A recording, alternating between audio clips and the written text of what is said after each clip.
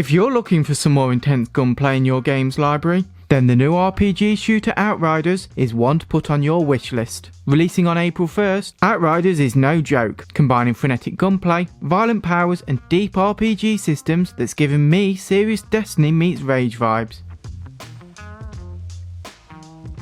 Lock and load, it's Deck here from Fanatical, and today I'll be taking you through the explosive shooting of Outriders. But before we jump into the action, please like this video if you find it useful, subscribe for more game previews, and pre-order the game at fanatical.com to save.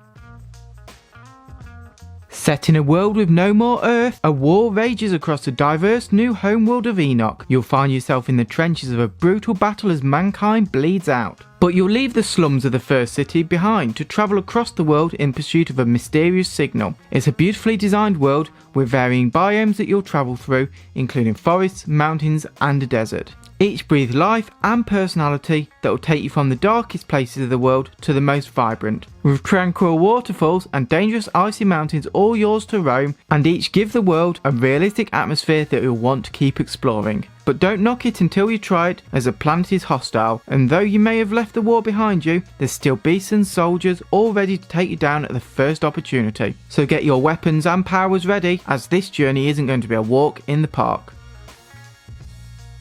People Can Fly shooting style will be very familiar for those who have played Gears of War. The Polish developers created Gears of War Judgment, and they're taking this cover-based third-person shooting mechanic into Outriders. It's an explosive take on the shooting genre with high-powered weapons and abilities facing off against big enemies. In the game you can pick up assault rifles, sniper rifles, shotguns and handguns to take down the soldiers and beasts, with each weapon feeling different and solving different problems, just as you'd expect. Having played the demo myself, the great thing about the game was that the guns are responsive, and that each weapon has a different weight to them depending on their type. Weapons can also be picked up, with the looter shooter game having ranks based on the ability of the weapon, so make sure you look out for those gold legendary guns as you go about your journey.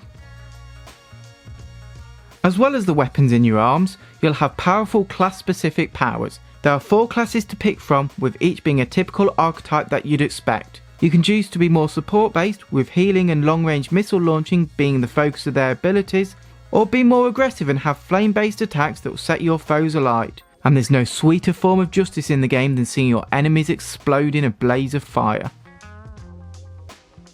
Getting up in the face of your adversaries is one thing, but how can you make sure you're dealing the most amount of damage? Well, Outriders' deep RPG mechanics will allow you to level up so you can kick even more ass. But first, you must pick between the 4 different classes. These all change how you play, with the Devastator, which is the tank style, getting up in the enemy's face and dealing devastating damage, whereas the Technomancer is about long range attacks and healing. Each has their own powers which you can unlock by leveling up, however only 3 can be equipped at a time, and powers will vary depending on your class and will fit the profile. The 4 classes also have traits that can do everything from giving you more armour, right the way through to increasing weapon damage for long range weapons. And it doesn't stop there though, with the game allowing you to really become your best Outrider self. Each class has 3 subclasses, which you can use your class points to progress through their skill trees. These will focus on either weapon damage, survival or anomaly power, with different node sizes signalling how big of an effect this is to your abilities.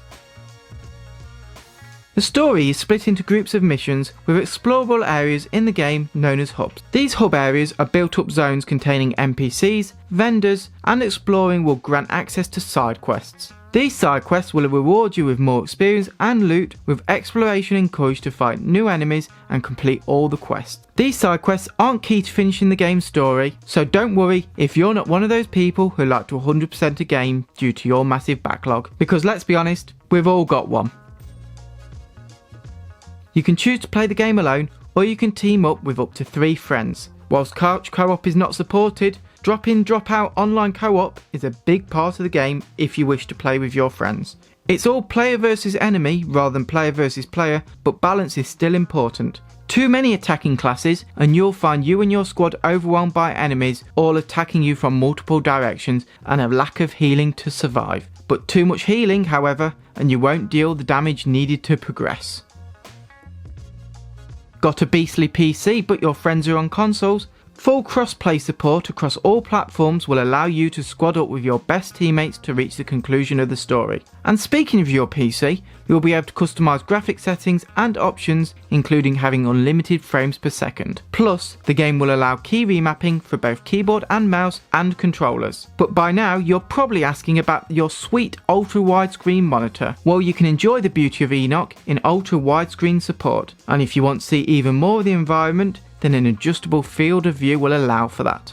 Are you going to be gaming solo or teaming up in Outriders? Let us know in the comments below. And don't forget to pre-order the game on fanatical.com to save money too. But that's it for now. See you next time. Bye.